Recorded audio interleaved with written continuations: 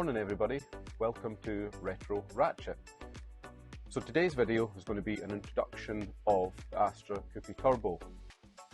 What we're going to do is just do a walk around, maybe some video footage inside, and I'll look at the engine mods that have been done.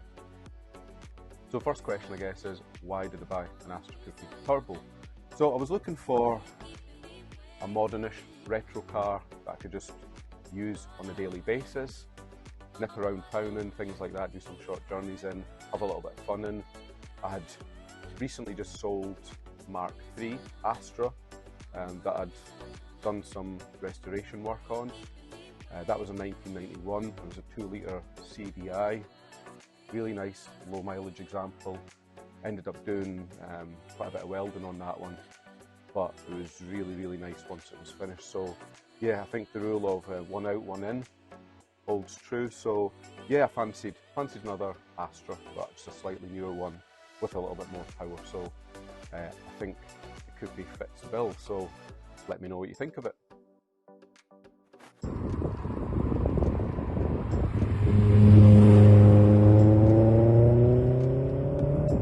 So Jensen, what do you think of the exhaust in the Astra?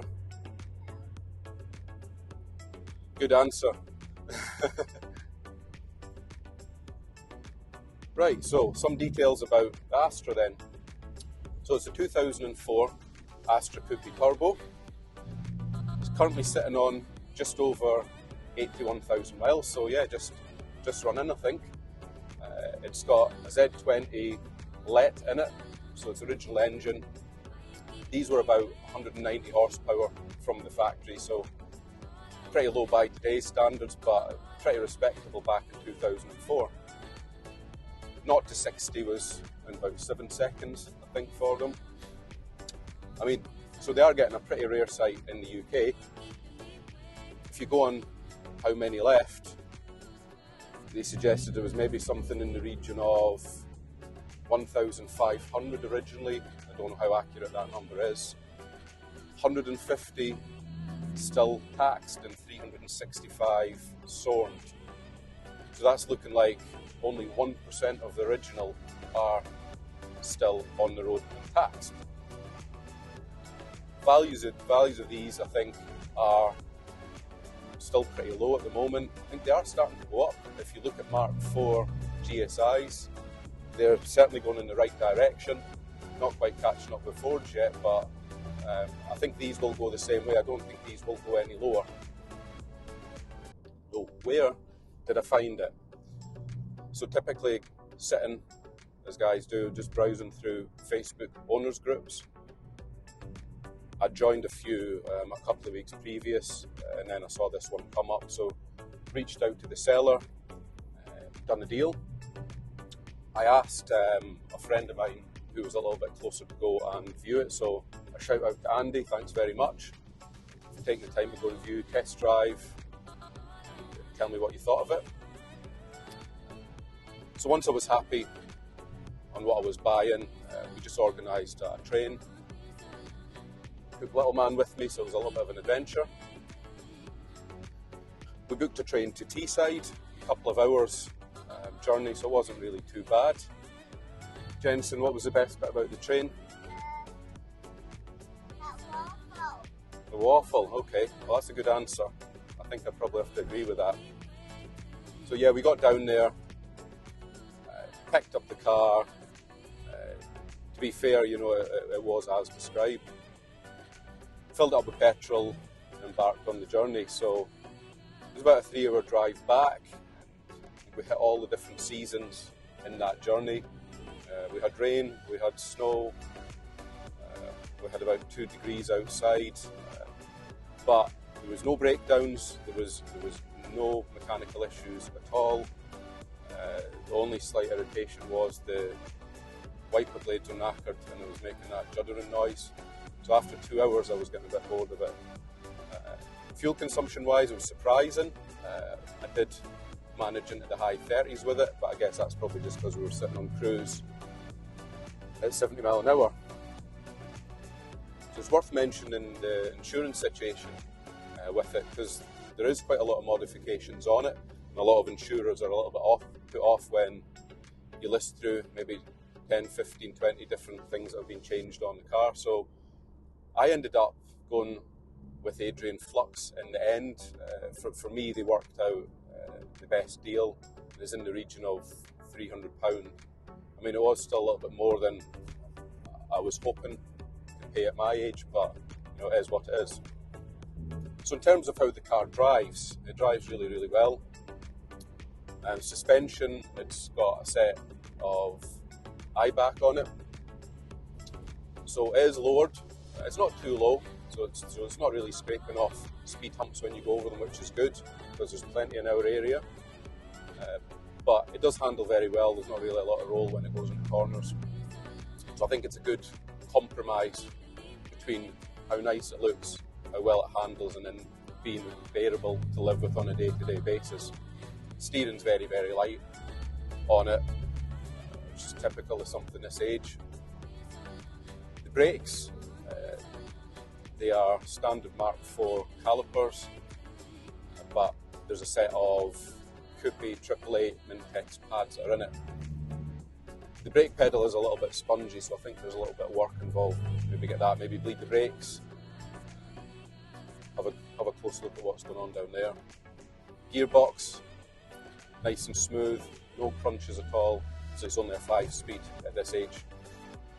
That C20 LET clutch that's in it, that was a brand new one that was fitted by a previous owner, and that's really, really light, so that's makes it a pleasant drive when you're going through the gears. Performance, I'll cover performance separately in a different video. I'm going to look at the map that's on it in a bit more detail, performance figures, maybe do some videos on that. Right, let's do a walk around of the Astra, have a look at the paintwork and some of the mods and things on the engine. Right, there we go. So it does, to be fair, look pretty stunning. Factory Europa blue. Zooming in there around the wings. Absolutely spotless.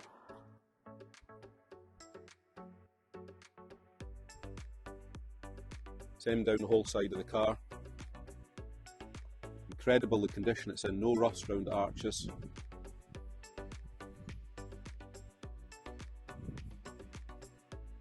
There's only one thing I've found round the back that I'm going to need to have a look at. The spoiler seems to have come loose. We'll figure out what's went on there.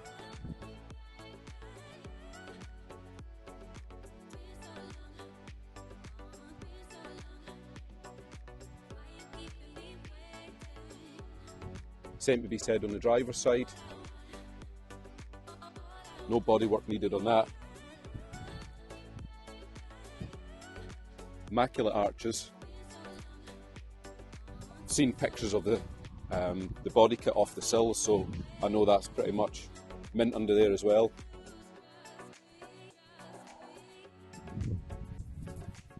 The only bit that does need attention, I would say, is the front bumper. It's peppered with stone chips. Well, it's not too big a job to get that sorted.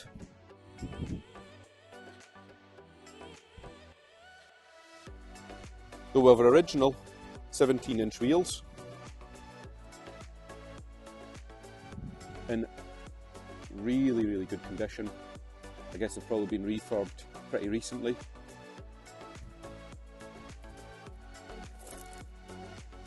They're all equally as good. And in my view, this is one of the best sets of wheels on these, the 5-spoke. Really, really, really nice.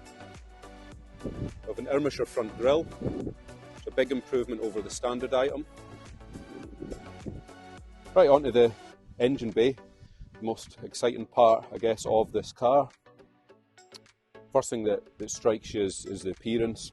There's been a lot of time and effort, I suspect, putting into getting the engine bay to look like this.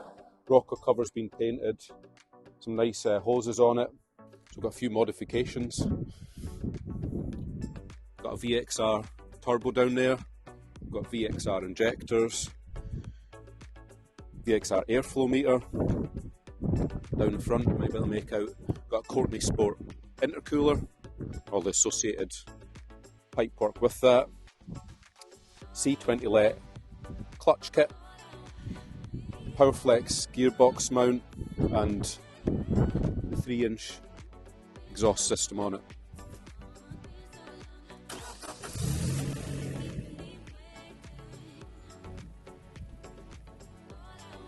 So runs sweet, really nice. So Jensen, what do you think the first thing Dad should do with the Astra project? Right, well that's a good start. Should I buy another Astra? Yeah. Another good answer. Right, we'll not tell Mum about that one. Right then, so on to the plan for this one. Top of the agenda is the back box. So I'm going to, the car's actually booked in for the end of the month to get the back box changed, get a larger oval stainless steel one fitted because it's just way too boomy to live with on a daily basis. So we'll do a video on that once that's done. Remote central locking isn't working at the moment. Don't know whether it's a problem with how it's communicating with the car or the fobs themselves, so that's in hand. Hopefully I'll have some feedback on that on the next video. Covered all the basic things on that, like changing the battery and resyncing with the car, but it's still not working. The seats, so I touched on that earlier. As you can see, the seats have now been changed. The videos are a little bit out of sync, had a few technical issues shooting this video, so I've ended up having to shoot this video after I've done a few of the jobs. So again, we'll cover the seats separately in a little bit more detail. Rolling road, like I mentioned, want to see what power it's outputting. Have a look at the remap that's on it, make sure it's running safely. Tyres, probably get a decent set of front tyres on it at the moment, just a basic make that are on it. And then probably finish off with a video in maybe full detail and just a normal service, oil, filter change, that type of thing. Please like, please subscribe.